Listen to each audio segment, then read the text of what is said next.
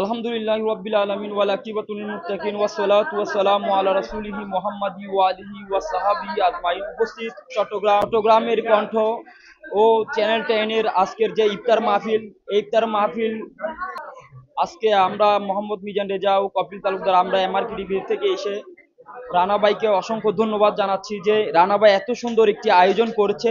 আয়োজন করার জন্য রানা ভাইকে অসংখ্য ধন্যবাদ। কারণ প্রত্যেকটা আমরা যারা সাংবাদিকতা করি, যে সংগঠন আছে, প্রত্যেকটা সংগঠনের দরকার এই ধরনের ইফতার মাহফিল করা, মানবতার পাশে দাঁড়া। কারণ রসুল পাক সাল্লাল্লাহু আলাইহি ওয়াসাল্লাম বলেছেন, লাকাদ কানা লাকুম ফি রাসূলিল্লাহি উসওয়াতুন হাসানাহ। তোমরা রসুল পাক সাল্লাল্লাহু আলাইহি ওয়াসাল্লামের আদর্শকে ফলো করো। মানুষকে খানা খাওয়ানো, এর থেকে সওয়াব আর কিছু হতে পারে না। কারণ মানুষকে খানা খাওয়ালে মানুষ খুশি হয়, তার সাথে সাথে আল্লাহ পাক রাব্বুল আলামিন খুশি হয়। যে আজকের ইফতার মাহফিল, ইফতার কার জন্য? ইফতার যে আপনি করেছেন, কারণ ইফতার যারা রোজা রাখে, বান্দাকে আল্লাহ পাক রাব্বুল আলামিন হাকামুল হুকুম দিয়েছে, এ ঈমানদারগণ তোমরা রোজা রাখো, কেননা আমি তোমাদের উপর রোজাকে ফরজ করেছি, তোমাদের পূর্ববর্তীদের উপরও আমি রোজাকে ফরজ করেছিলাম। আর যা এই যারা রোজাদার কে আল্লাহ পাক রাব্বুল আলামিন ভালোবাসেন।